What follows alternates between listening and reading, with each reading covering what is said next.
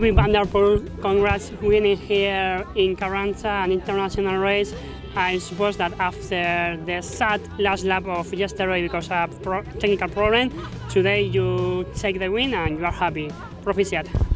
Yeah, thank you. Of course, after yesterday, it was a pity that we couldn't battle the win on a fair way. And then today, Lander had a puncture in the second lap, so it was his time to have bad luck today, unfortunately. So in the second lap, I already had a nice gap, and then it was a long solo race for me. So, which is your summary of all the weekend? How you feel after these two races?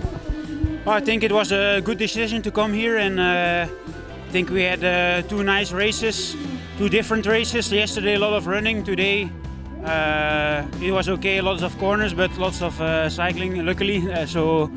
I think it's a nice weekend for me. Thank you very much. Proficiat, Zorionak. Thank you.